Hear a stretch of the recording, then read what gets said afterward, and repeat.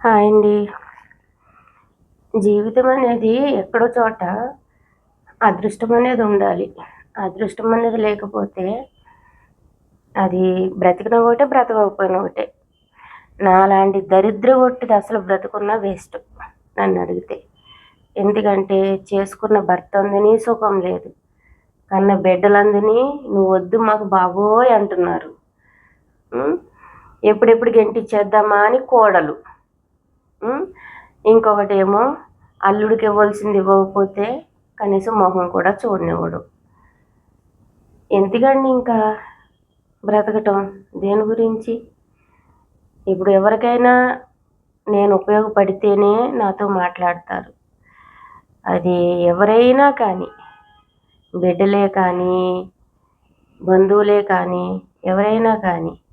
నాకు ఇందులో తెలుసుకున్నది ఏంటంటే, ఒక మనిషి ఎలాంటిదైనా పర్వాలేదు, దాని దగ్గర డబ్బు ఉంటే అది చేసిన తప్పులు కానీ, ఒప్పులు కానీ అన్నీ కప్పబడిపోతాయి.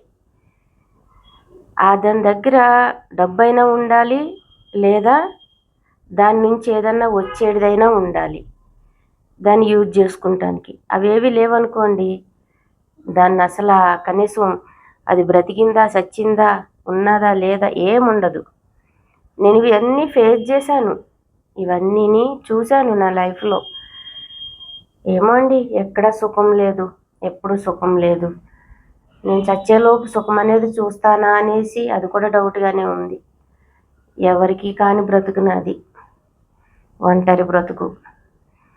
నాకున్న దాంట్లోనే సంతోషాన్ని ఎత్తుక్కుంటూ పోతాను. ఏదో అలాగలా తిరిగితేనైనా సంతోషం దొరుకుతుందేమో అని తిరుగుతాను, డబ్బులు ఖర్చు పెట్టుకుని. అందులో కూడా నాకు సంతోషం లేదు, అక్కడ డబ్బులు ఖర్చు పెట్టడమే ఉంది. అలాగా కూడా నన్ను యూజ్ చేసుకున్నారు. ఎవరు యూజ్ చేసుకున్నా ఏం చేసుకున్నా కనీసం కృతజ్ఞత అనేది ఉండాలండి. కృతజ్ఞత లేనప్పుడు అనవసరం. సరేలే, ఇప్పటికైనా నాకు దేవుడు కళ్ళు తెరిపించాడు.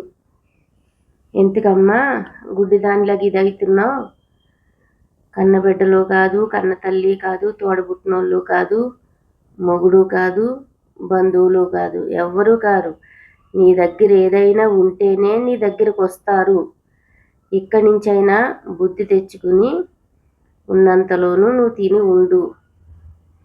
నీకు చేత కాలేని రోజుని తనువు చాలించు అనేసి ఇంకా దేవుడు నాకు నేర్పిన గుణపాఠం ఇది.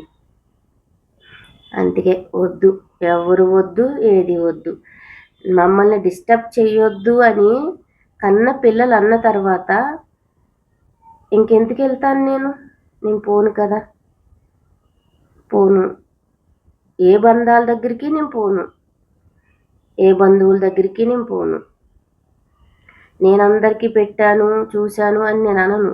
కానీ వాళ్ళకి తెలుసు కదా, అనుభవించిన వాళ్ళకి తెలుసు కదా నేను ఈ రోజున ఏ స్థితిలో ఉన్నాననేది. కానీ పెట్టిన చెయ్యి ఎప్పుడూ పైనే ఉంటుంది. అదొకటి గుర్తుపెట్టుకుంటే చాలు. అవసరాన్ని బట్టి మనుషులు బ్రతకొద్దు.